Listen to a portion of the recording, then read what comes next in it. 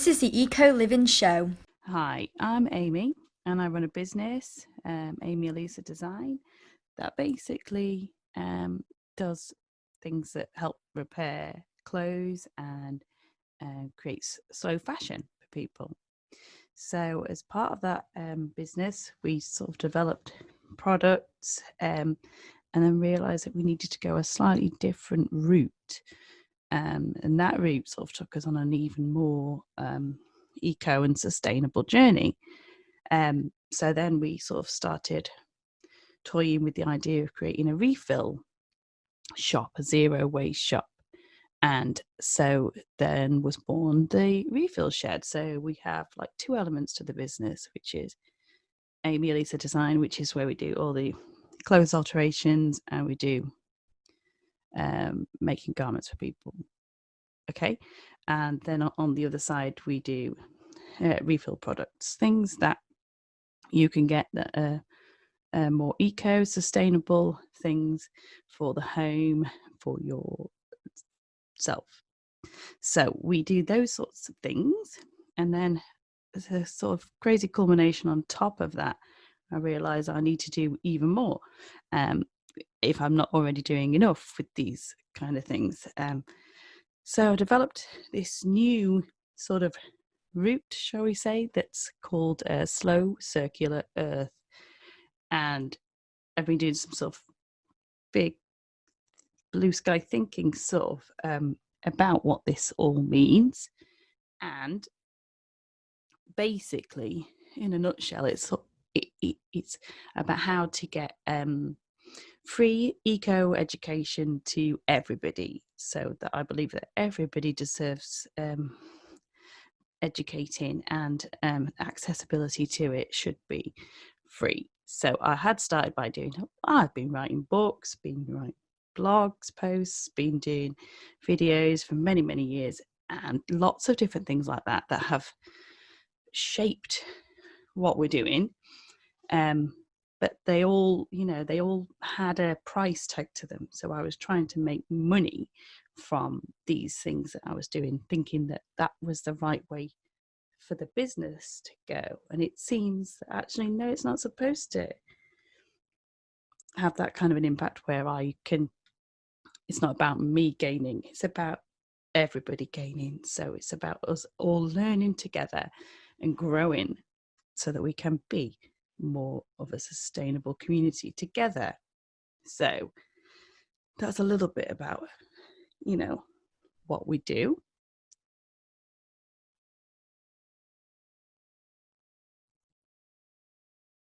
So, hello, I'm Amy, and I run a business and brand that educates all on the social, economical, and most eminently, the environmental impacts we have as humans upon this earth that we call home.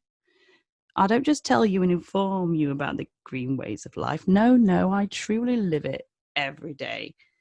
Some days more than others. We are taking this journey together as one. We need to help, serve, and educate one another. Within this show, we hope to help you gain insight into easy methods that you can apply to your own lives to live a little lighter on the planet. We will offer you advice and guidance and open up discussions about the important things we all need to consider to play our part. So I thought a good place to start would be with some questions as to why all of this is important. Why should we be even having any of these conversations? What is the point? What do we need to talk about? Well, we need to talk about action. We know we need to do something, but we are either not sure where to start, or we think we will need to have to invest lots of either time or money to be able to be successful. If we start here, we can soon easily realize that this just isn't the case, not even a little bit. Once you start, you just can't stop, and living in a sustainable way, it just gathers momentum, and pretty soon you won't even notice the effort. I'm serious. Okay, let's get to the questions. So, my first question for today's show is, why is it important to live in a more eco and sustainable way? Well, why do you think? if we all live a little lighter and all try and change the way that we live to better help the planet and us as the human race, we are saving ourselves. So in terms of living more eco, it doesn't necessarily mean going out buying an electric van, or which I want to go and do. It doesn't mean doing those big gestures necessarily. It doesn't mean how you don't need to spend lots of money to be able to do it. You don't even really need to you don't even it's not even effort. It shouldn't be effort, or it has to be not such a big deal to be able to have a good effect, to be able to be sustainable. And that's the trick with it. So it's important to live that this way so that we help save the planet for future generations. And we all know about climate change. I'm not going to tell you about climate change. I'm not going to tell you about all the things that are going wrong that we need to try and help sort, because that's too vast. It's just one show.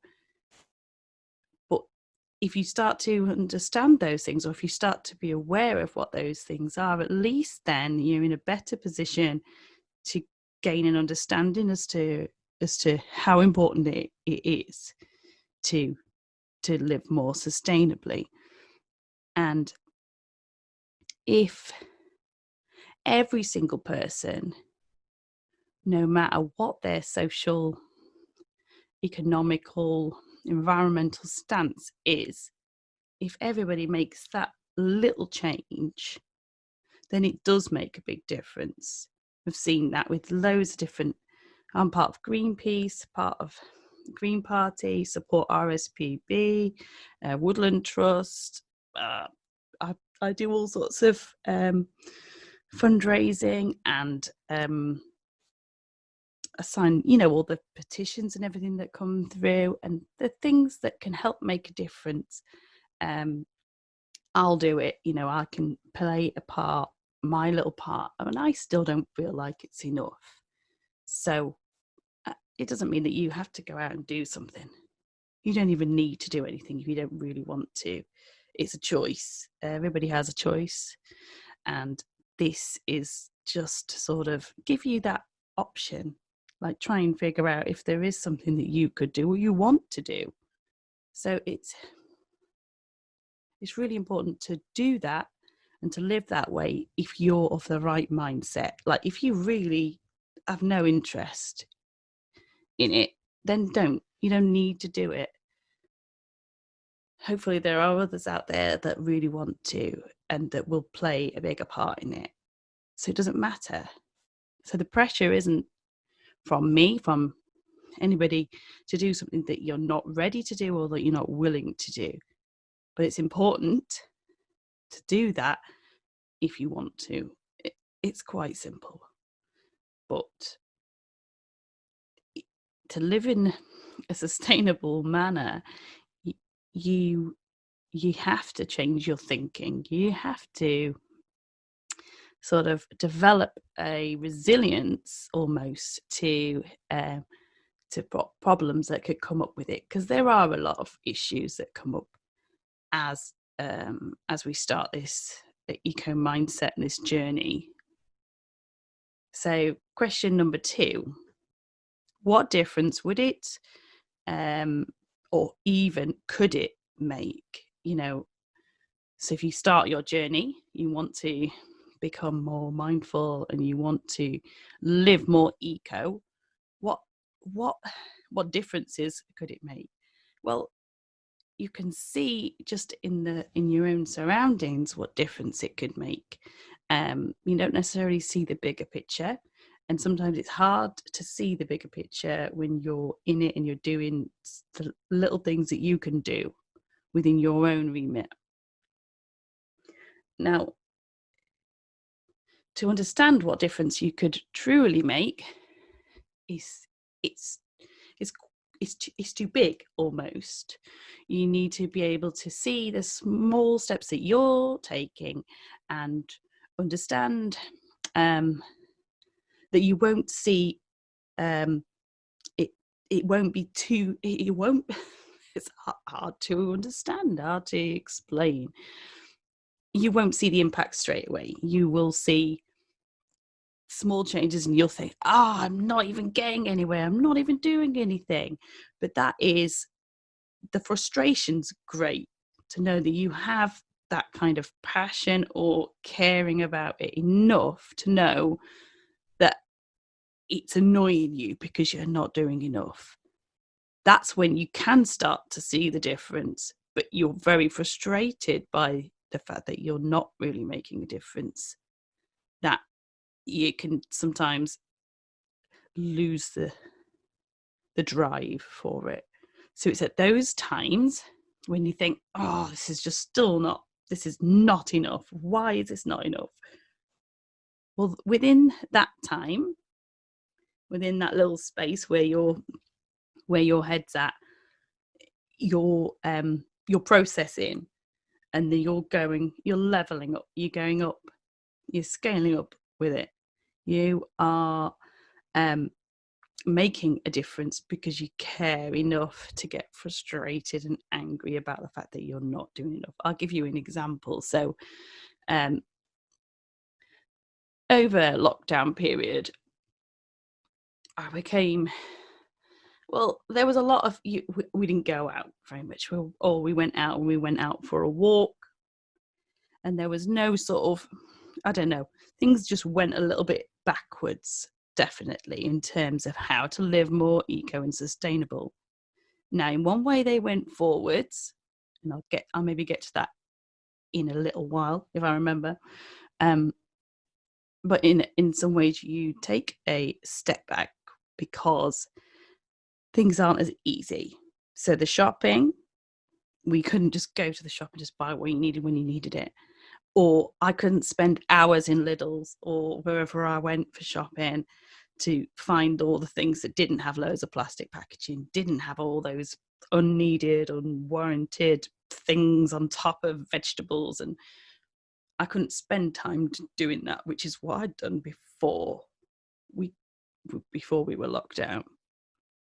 One time especially, I spent too long, and I say Lidl's because that's where it was. I spent, I don't even know, an hour and a half, say, just literally picking through the things. I was adamant I wasn't leaving that shop with any plastic or anything that I felt wasn't warranted. It turns out I didn't really get much in that shop either. But anyway, I digress. So, yes, so we weren't able to shop the same way. So my frustrations about not making a big enough difference came when I couldn't get out. Sometimes I had to send out, and we got shopping delivered and things just came as they came, like we needed bread. So we couldn't get the bread that I would usually get, which is either in a paper wrapper or make our own, whatever.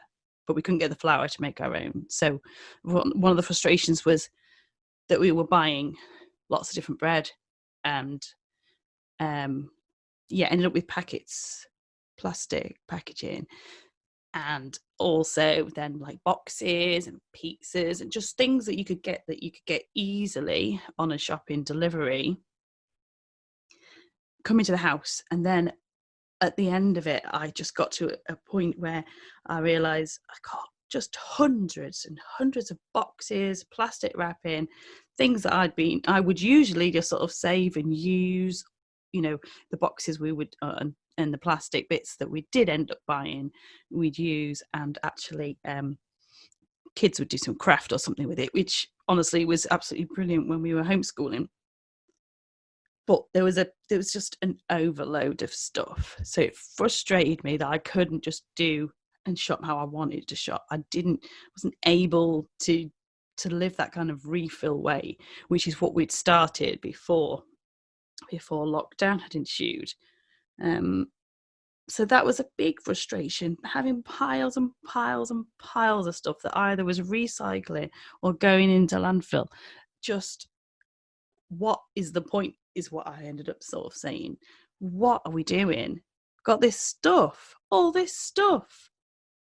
But why? What am I going to do with it all? What is, it was just a little mind blowing. And I was really frustrated. I think I even wrote a blog post on it. I don't know if the blog post made it, because I think I felt so frustrated with myself and just heavily annoyed.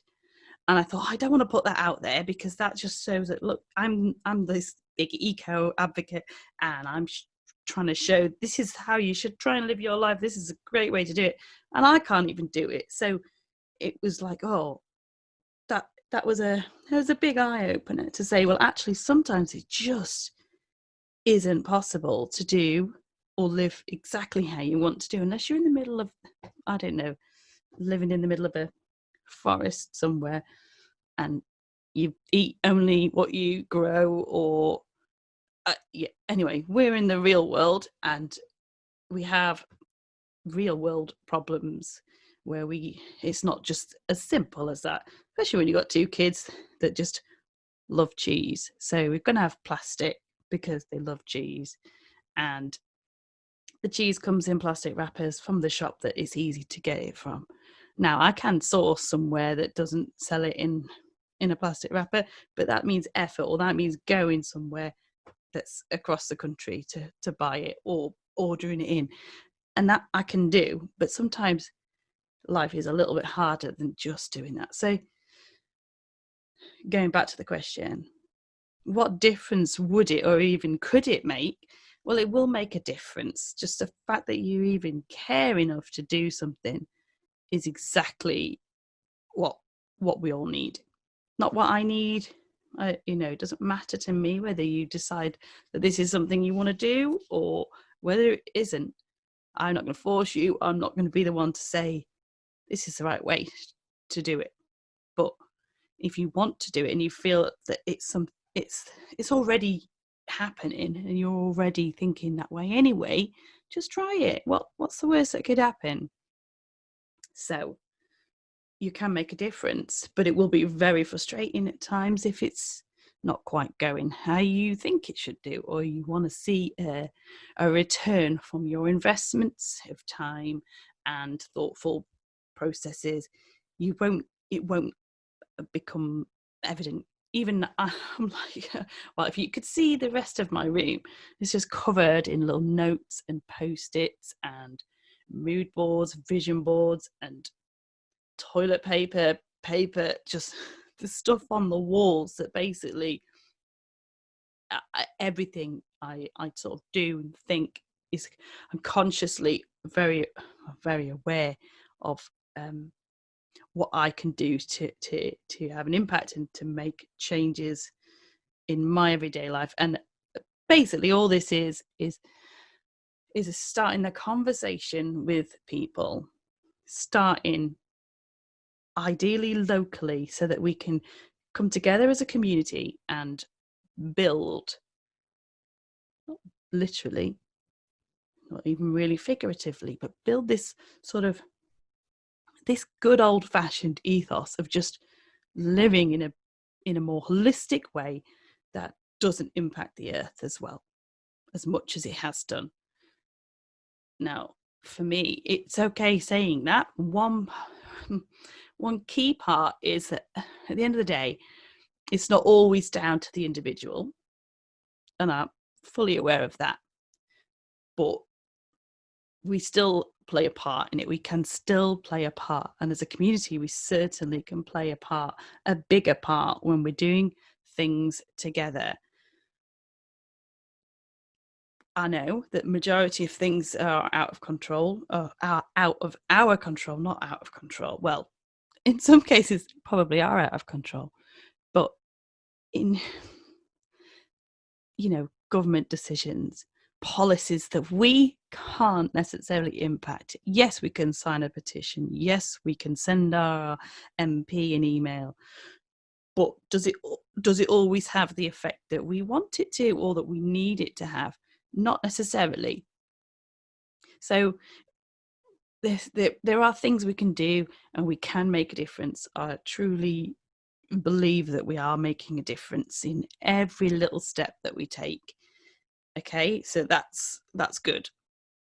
So question 3, how can we make simple changes that will last easily, affordably, and sustainably? So 3 quite key things that come down to political, social, economical, and environmental points. We need to be able to adjust easily to live in that way, because if it's going to be a pain in the bum, we're not going to want to do it. It's simple as that, isn't it? You're not going to want to really strive for it. Some people are a little bit more into that, like myself, and that's fine. Leave us to do all the real, I don't know what it is, but leave that to me and whoever else is up to it.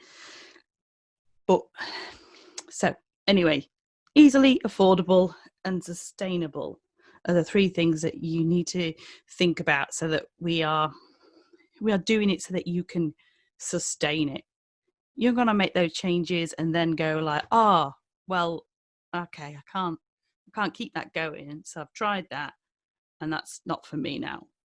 So for instance, things that we've changed that we've been able to sustain, as I say, the things with the shopping, it's not quite gone to plan because of how we've had to change our shopping habits, and things have changed, and I haven't been able to sustain going to all the refill shops for a few different reasons. Okay, which I might try and explain. Yeah, I will try and explain. So we've made changes such as ordering milk from the milkman.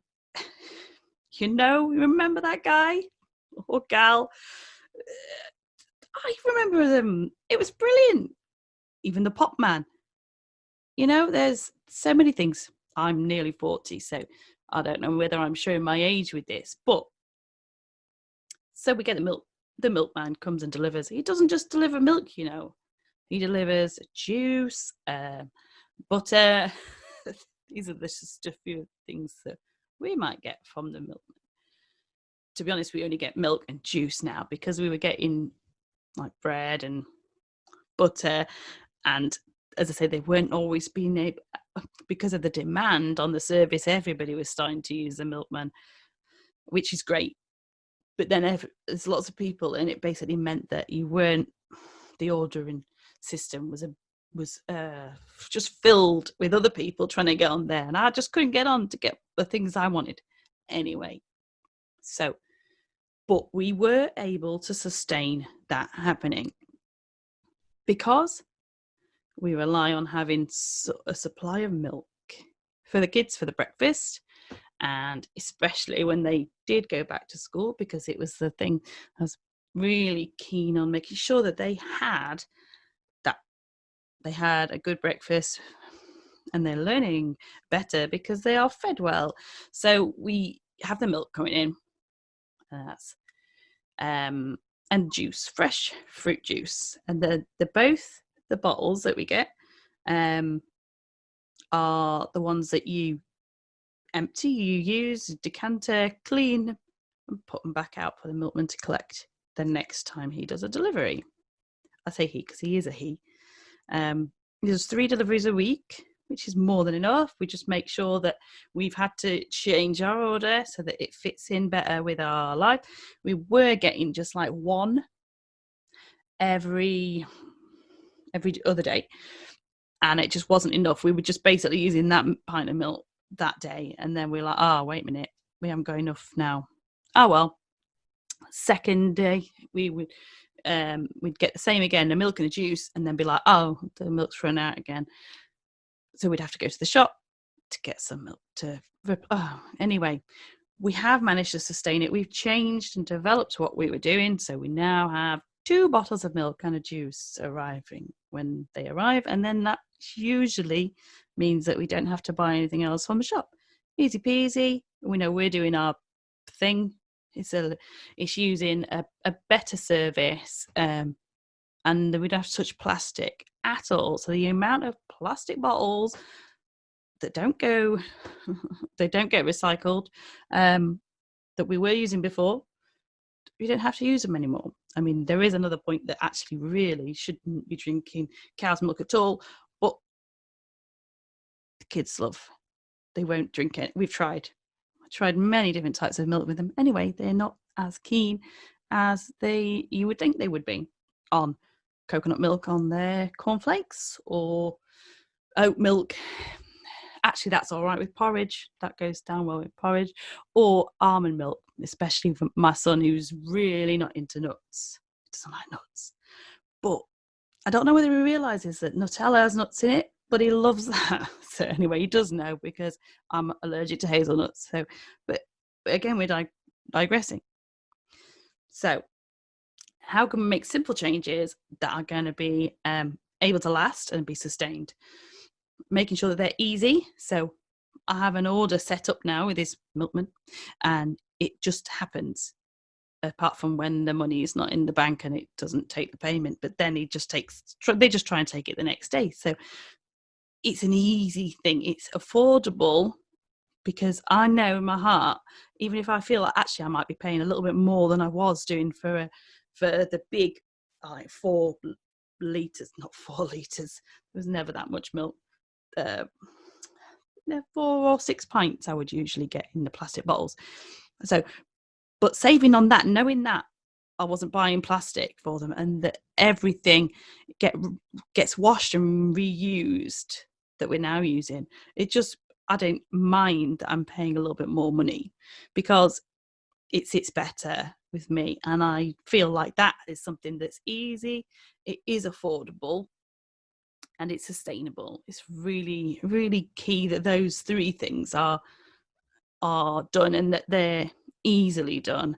They are effortless. Okay, so that sort of explains a little bit more about how we can make simple changes with just one example. So question 4, what if we feel we need to do more? Now, this is basically probably just a question for me. I always feel like I need to do more. So I have friends, and my sisters have mentioned to me things like, oh, I'm doing this, oh, I'm doing that. And that is great. They're really, I don't know whether sometimes people feel like they might need to say things like that because of the kind of work that I'm doing, which is fine. I got called the eco lady the other day by one of my sisters. That was quite funny.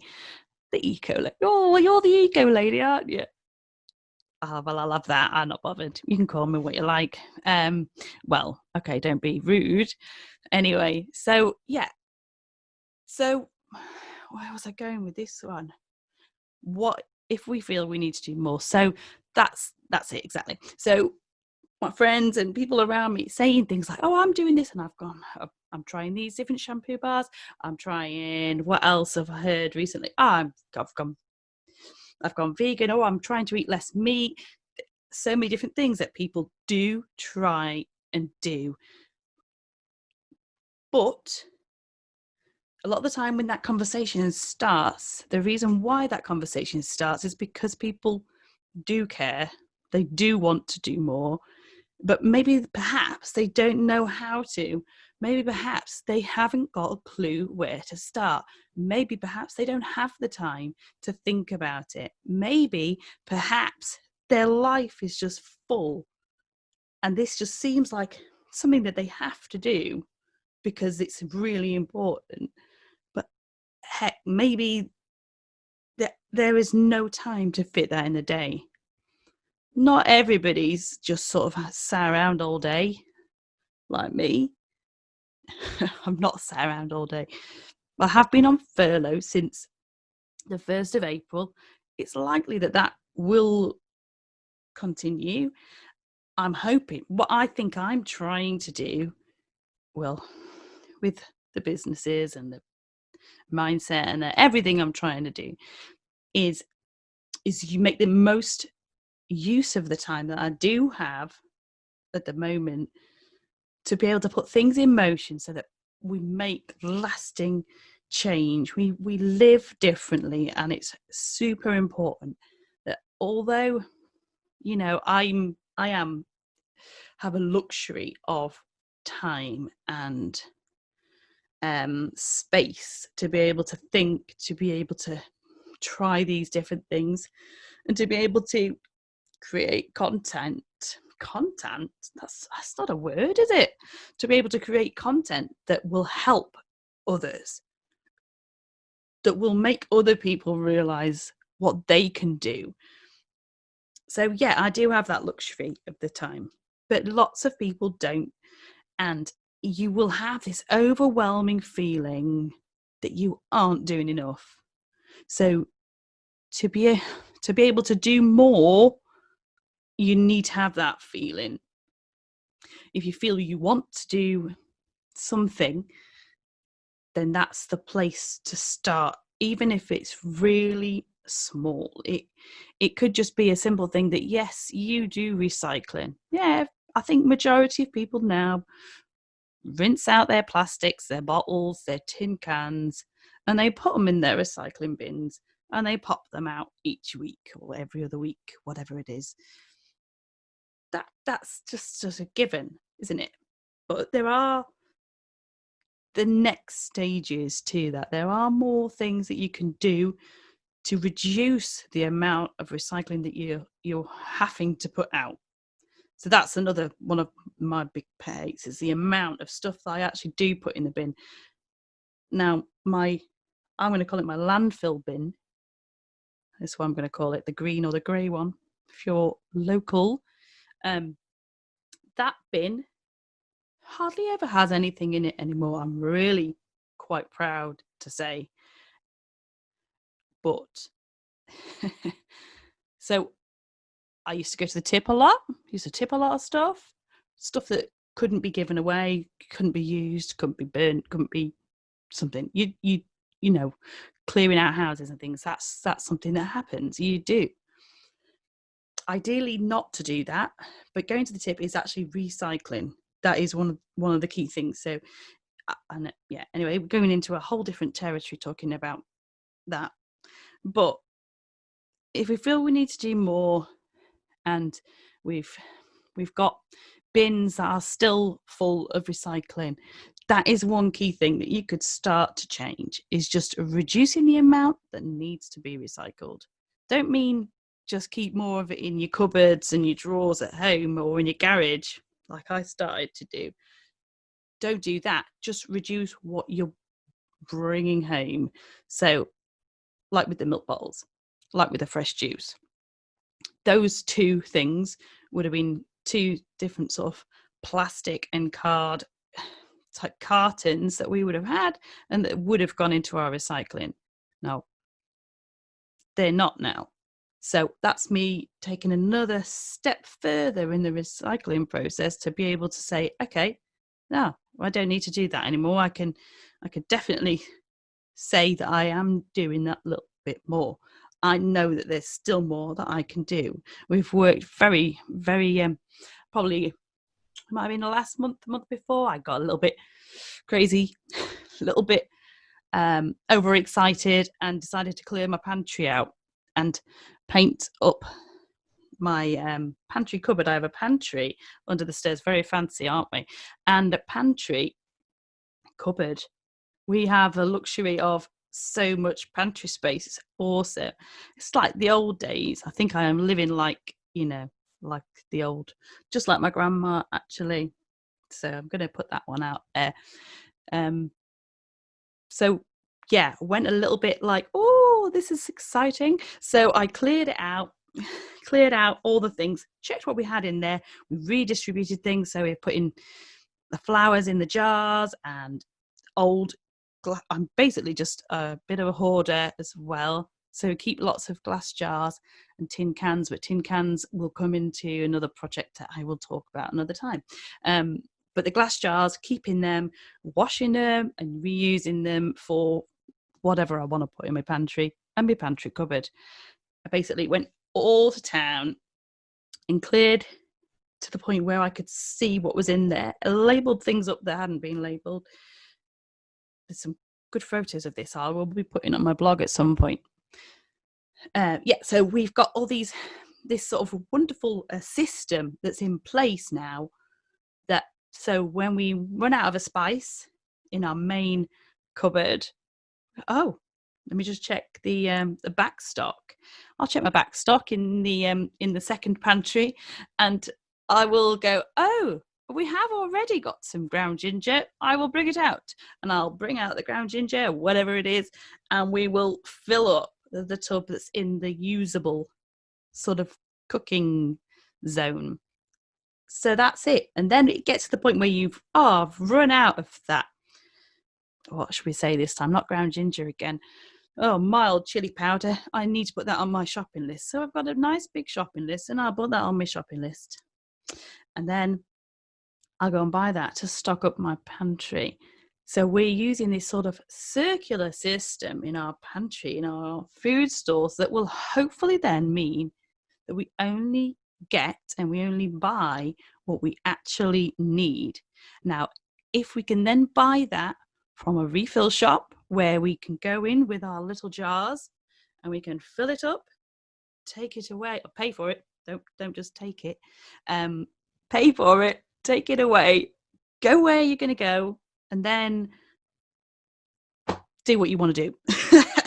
Not quite how it happens, I know. Sorry, I lost my train of thought there. I was thinking about what I would do with the mild chili powder, but that's a whole different other cooking show, and that's not what this is. So, get using your things, and then it creates this circular thing that happens, and you can be much more aware of what you have and what you don't need. So the plan is to use refill shops, or I've just bought this massive bag, a paper bag of flour from, it was in a Tesco, in the Tesco's, actually, local Tesco's, and it was on sale. Clearly no one wanted it, from £4.50 or something. It was 4 kilo bag to £1.50. I thought, I'm having that. I know where that's going to go. That's going in me. Is it in the back pantry? It's in the pantry stock area.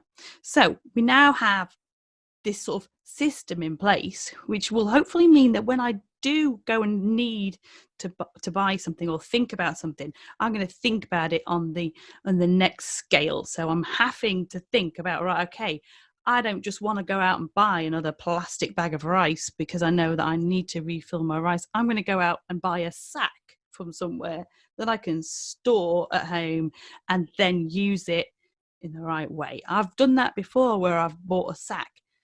I bought this sack of rice. I was so excited about this. Oh my God, it's a sack of rice. It's like my dreams have come true. Oh, it's then got a plastic bag inside the sack. So it counterbalanced everything. Anyway, there's another story to do with tea bags as well. We decided that we wanted to just get rid of tea bags. We're great at composting things, and we're great at putting things on so that the food waste is going out in the garden. It's going out to hopefully just do its thing out there. So we're good at that. But it's really annoying still that there is boxes, or there's sometimes you can get little bits of plastic still in your tea bags, things that you can't, that won't ever degrade, or that'll take a lot longer to degrade. So that was annoying. So I wanted to just go loose leaf. Let's try this loose leaf thing. I've done it before, where I've done it with fruit teas and things like that. But I thought, I seriously want to just try it with the real tea, see what that's like. And then I looked online, and all I could find was, right, so we buy Yorkshire tea. Don't know why, it's just the thing we do. Yorkshire tea comes in a nice box, recyclable box. Great, okay, I'll do that, I'll use that. So when I was looking for loose leaf tea, what do they sell it in? They sell it in a massive plastic bag. It's the thickest plastic bag. There's no chance of that degrading anytime soon. Anyway, so I thought, no, scrap that idea. Anyway, in Tesco's again, because it's convenient. It's not far from school. It's easy to get to. And yeah, so in there's this beautiful box of loose leaf tea. It's not Yorkshire tea. It's not any tea that I'd ever heard of. I think it was just some sort of Tesco's own thing. It's probably not ethical. Surely it will be. It will be, won't it? I don't know. There's so many things to think about. This is where it gets a little bit like, what? So be wary if you are thinking of doing a little bit of this journey yourselves. Make sure you're ready. Anyway, I've totally lost my train of thought on that one. And I haven't tried the loose leaf tea yet, but it looks good. And it's in a box that could be recycled. And there wasn't plastic in there. So fingers crossed, it could be a winner. Winner, winner, chicken dinner. But don't eat meat, so no chicken for me. Right. Anyway, number 5, our last question for today. So if we already lead an eco lifestyle, how can we step it up a gear? How can we go that little step further? You don't want to go quite as far as I've gone yet. Actually, that's another little story for you there, because recently there's like a love-hate relationship I have with my car.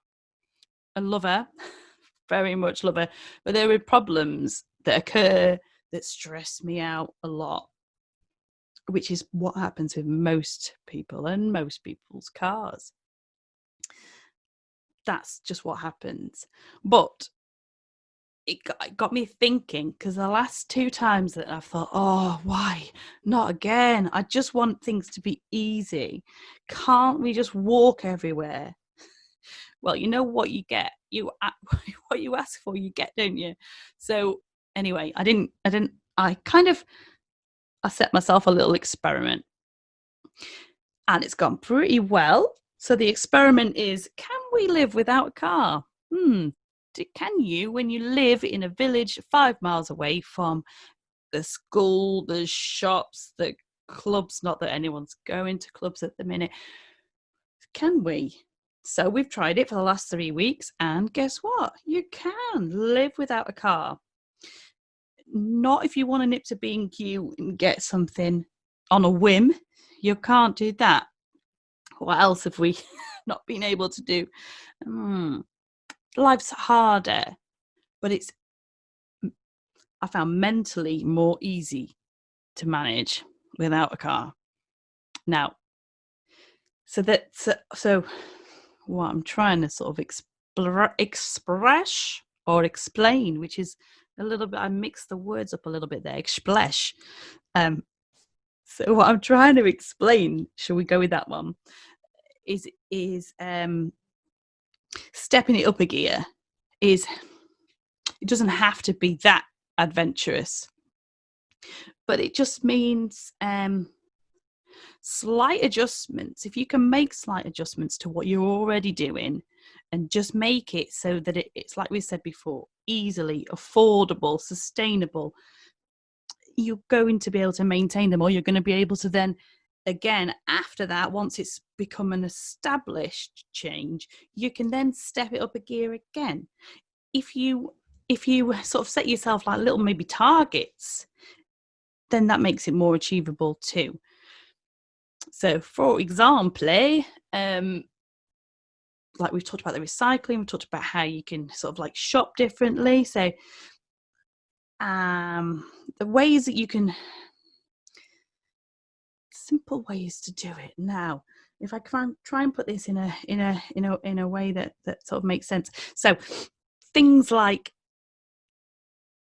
food, if you're thinking, I feel like I should be vegetarian, or maybe even should really try being vegan, but I don't want to. I like eating meat. I don't really have any problem with people killing animals for meat, but you're in a quandary. You need to, if you're even considering something like that, you just put yourself little targets. So you say, right, okay, I'm feeling like this, so I feel like there is something in this I need to maybe act on. I maybe need to do something, but I'm not ready to commit to it, then just do like a veganuary or something where you're just trying it out. And for any of you that don't know, veganuary is basically just trying to be vegan for the month of January. It's very clever, isn't it? So you could do that. If that's too much, then just say, when it was vegetarian, I believe it was vegetarian week, not last year, year before. And I thought, oh, I'll do that. That's what I'll do, because I thought about not eating meat. I've never really been that bothered about it, really. A bit like my mum, just not really too fussed about it. But I have enjoyed it. I'm not going to say that I won't. I haven't. So anyway, yeah. So I just tried it for a week, and I think I did all right. I wasn't really in the right headspace at the time, but I did try it and I did succeed for that week. And then I felt good about that. So I think I carried it on for another, it basically turned from a week into a month. And that was great. And then my brain I had a lot of things going on. So I didn't set myself any more targets after that. I just sort of stopped, and I went back to feeling bad about the fact that the kids wanted to eat meat and I wasn't buying it. So I just thought, you know what? This isn't the time. This isn't the right time for me to try this. So I won't. I'm going to leave it, and that's it. Simple as that. So I did.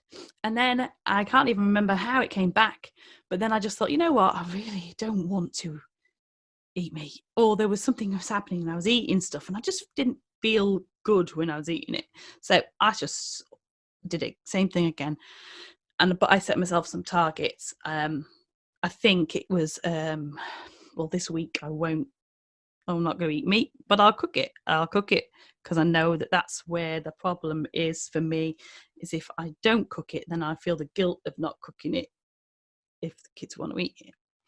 And I don't want them to suffer with what they're not eating. I think it was actually during lockdown that I started that, because we weren't going to school. We didn't need to be anywhere, so it was actually easier to sort of control what we were bringing into the house to what I was actually cooking. So I tried it, set myself targets, and actually more or less have been like a vegetarian since it must be since about April or May then, which is good. It's fine. Kids fine with it. We cook meat.